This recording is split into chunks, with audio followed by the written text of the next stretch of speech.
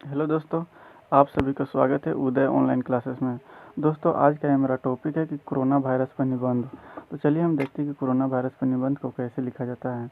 तो फ्रेंड्स, मेरा टॉपिक है कोरोना वायरस। तो देखिए यहाँ पे लिखे हुए हैं, इसको हम यहाँ पे पढ़ते हैं। यानी कि कोरोना एक वायरस है जो संक्रमण के माध्यम से पूरी दुनिया में बहुत तेज़ी से फैल रही है। क्या है? कोरोना एक माध्यम है जो संक्रमण के माध्यम से पूरी दुनिया में बहुत तेज़ी से फैल रही है, जिससे प्रत्येक दिन लाखों की संख्या में लोग इस वायरस से संक्रमित हो रहे हैं। इसका कारण यह है कि ये वायरस एक व्यक्ति से दूसरे व्यक्ति में फैल जाती है।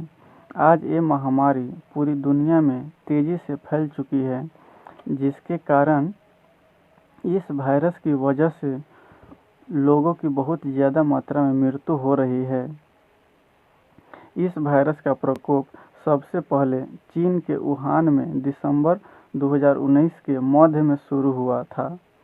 विश्व स्वास्थ्य संगठन ने 11 मार्च 2020 को इसे वैश्विक महामारी का दर्जा प्रदान किया गया।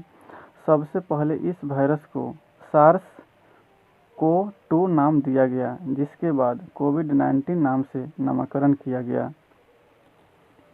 आगे है मेरा फिलहाल तो इस कोरोना वायरस से पूरी तरह ठीक होने की दवा इस दुनिया में उपलब्ध नहीं है, लेकिन इस दुनिया में हर देश के वैज्ञानिक इस कोरोना वायरस को ठीक करने के लिए कई सारे प्रयोग कर रहे हैं। फ्रेंड्स, यहाँ तक हो गया। और इसके बाद है कोरोना वायरस के लक्षण। तो देखिए, हम कोरोना वायरस के लक्षण को देखते हैं। मेरा पहला लक्षण है बुखार। यानी कोरोना वायरस जो होता है ना, उसका लक्षण है बुखार भी होना, और दूसरा पॉइंट में सर्दी और खांसी भी होना, और अगला है कि गले में खराश होना, और चौथा है मेरा शरीर में थकान होना, और पांचवा है सांस लेने में दिक्कत। सबसे प्रमुख लक्षण यही है कि सांस लेने में दिक्कत होता है। यानी कि जिस व्यक्ति को कोरोना वायरस होता है उसको सांस लेने में बहुत दिक्कत होती है। कोरोना वायरस का आकार इतना छोटा है कि इसे हम अपनी नंगी आंखों से देखना संभव नहीं है। इसे देखने के लिए हमें माइक्रोस्कोप का प्रयोग करना पड़ता है, तब जाकर बहुत ही बारीक आकार में यह वायरस नज़र आता है।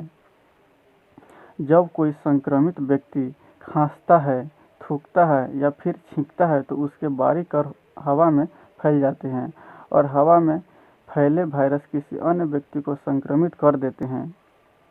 आगे है मेरा, अगर कोरोना संक्रमित व्यक्तियों ने किसी वस्तु को छुआ और उसके बाद किसी दूसरे व्यक्ति ने उसी वस्तु को छुआ तो उसे भी कोरोना आसानी से फैल जाता है। आगे है मेरा, कोरोना वायरस से बचने के लिए हमें निम्न बातों पर ध्यान रखना चाहिए। मेरा पहला पॉइंट है कोरोना संक्रमित क्षेत्र में न जाए।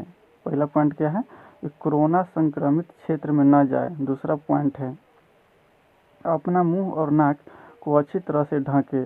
तीसरा पॉइंट है समय समय पर हाथों को सैनिटाइजर या साबुन से कम 20 सेकेंड हाथ धोएं। आगे मेरा चौथा पॉइंट है 2 गज की सामाजिक दूरी बनाए रखें। कितना? 2 गज की सामाजिक दूरी बनाए रखें। और मेरा 5वां पॉइंट है किसी संक्रमित व्यक्ति के संपर्क में आने के बाद खुद को 14 दिनों तक अलग रहें।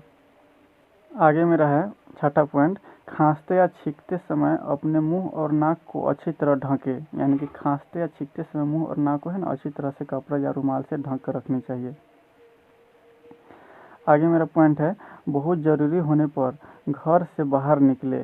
निष्कर्ष या उपसंहार इसका देखिए।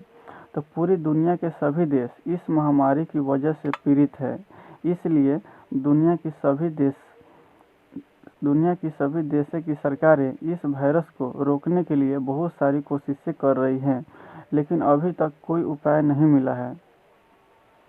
इसे बस इतना काम करना चाहिए कि हमेशा सामाजिक दूरी बनाए रखें, सरकार द्वारा लगाए गए नियमों का पालन करें, और अंतिम रूप से डॉक्टरों पर विश्वास रखें। सभी अपने अपने घरों में सुरक्षित रखें।